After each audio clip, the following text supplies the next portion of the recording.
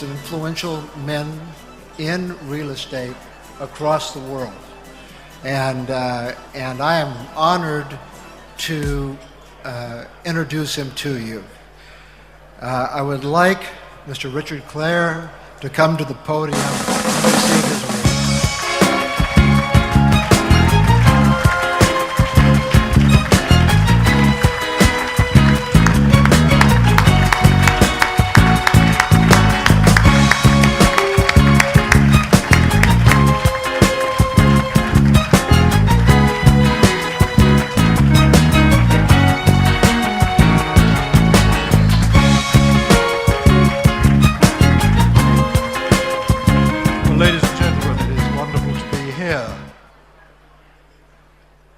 I've been present at these Ceeqa Gala Award evenings several times in the past.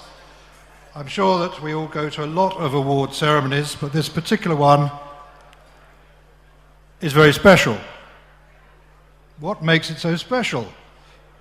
Quite simply, it's the quality of business people that it consistently attracts, together with the outstanding projects and developments that continue to take place in this region. There is a lot of competitive interest in these awards from all the people that actually matter. And that is why I have been particularly surprised and deeply honoured to have been invited to accept this award, which recognises my lifetime's achievement. And shocked too, because lifetime implies the arrival of twilight years in someone's career, and I really thought I hadn't quite got there yet. My first thoughts of doing business in this region came in 1990. At E.C. Harris, we'd been looking to expand into Europe for some time. The obvious mature markets of Western Europe did not seem easy to crack. As a private business, we had a shortage of capital, as all private businesses do, and we had to decide where to place that to expand. It was all our own money, plus a bit of the bank. And in Western Europe, there was very heavyweight competition from the locals. For example, who in France would engage what was then a British firm to look after their interests in those days? Political changes of the late 80s gave me a fantastic opportunity to get into the new business Europe. Many of our established clients had decided to invest in Eastern Europe and were asking us to go in with them as they trusted us to look after their interests, and they were worried about the investment risk of using untried locals for their developments. So the notion of setting up in Central and Eastern Europe became entirely compelling to me. So we swallowed hard and opened our first European office outside of the UK in Budapest, of all places, in 1992.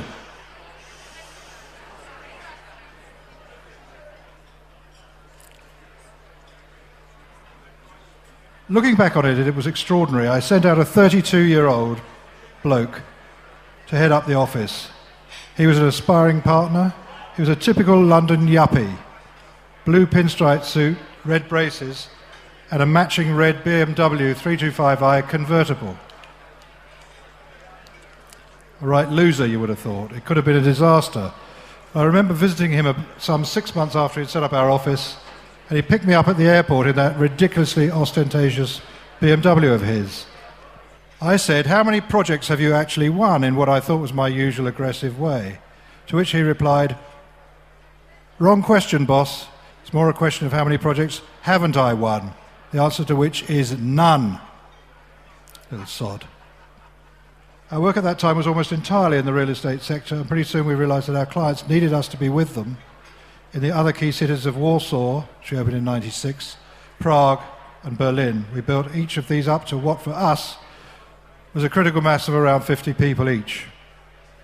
This gave me enormous confidence to open our other regional offices in Serbia, Slovak Republic, Romania and Moscow, plus others. Now, I have 4 key facts here that differentiated my thinking about this region.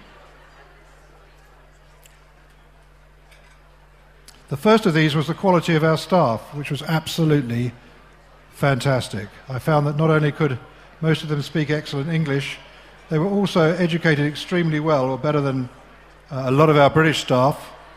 I reckon at one time we had more MBAs per square metre in Warsaw than in any other office. Second point, or fact, was the tremendous trust given to us by our clients. Both inward investors in the early days and then increasingly regional clients helped us. Many of you are here tonight, and I would like to give you all my personal thank you for entrusting me and E.C. Harris with many of your biggest and most important projects. It was you who gave us the real opportunities. Thank you very much.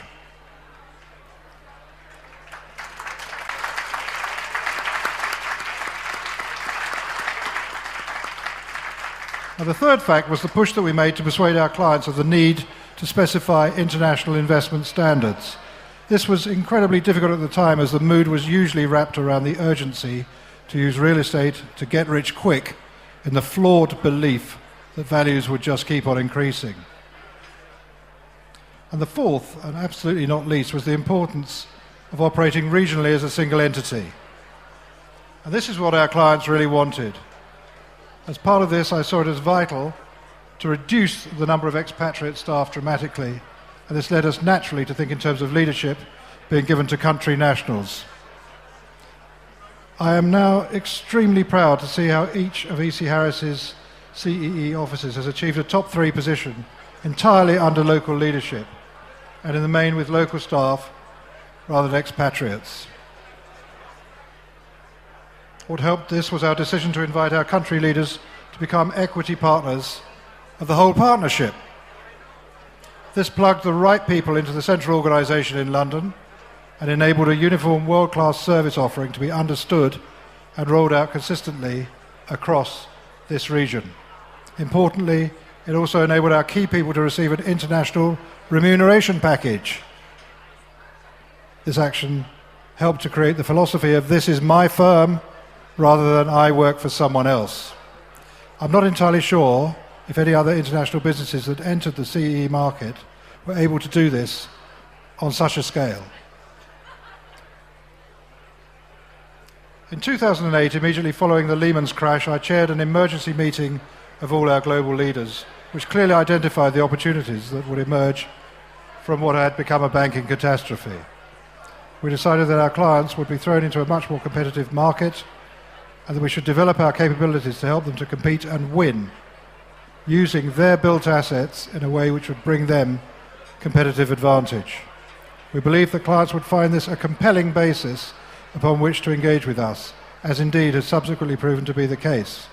It was our inclusive structure which enabled E.C. Harris to so speedily to bring our concept of built asset consultancy to the CEE countries. I'm sure that this particular philosophy was one of the key reasons why Arcadis NV targeted E.C. Harris as a merger candidate.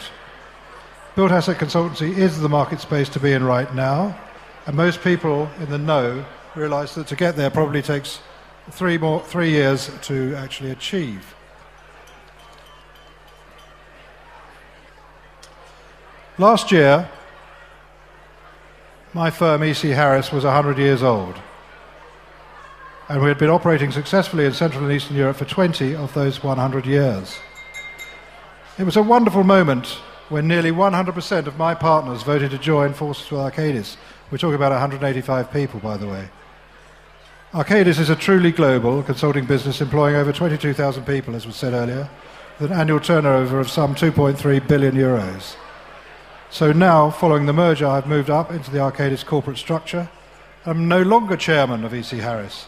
This means, I'm afraid to say, that I have a boss again, which is something I haven't had since I was 27 years old. I'm finding this very interesting. Ladies and gentlemen, there is somebody whom I particularly want to mention tonight, and that is my partner, Marcin Klammer, who's sitting over there, I think, somewhere. Martin is a good bloke. Despite him suffering from the impediment of being qualified as an architect, I gave Marcin the responsibility of leading and building our Polish business some years ago. I well remember telling him, when we still operated out of not much more than an apartment here, to take advantage of the opportunities, be entrepreneurial, be straight, and grow our business to become number 1 in Poland. Well, he must have been inspired by this, as he not only led us to this position, but following our merger with Arcadis, he's been offered the position of Chief Executive Officer of the combined business of Arcadis Poland and EC Harris Poland. He now finds himself leading some 400 people here in Poland, and he's still a young man, and he's still a bloody architect. Richard, judges of Ceeqa, I should like to thank you enormously for deciding to give me this award. I'm totally flattered, and I much appreciate the gesture that you and all in this room have made. Thank you. I've got very cold hands. We're deeply honoured to have you here with us tonight. Congratulations on all of us. And, Oliver goes there.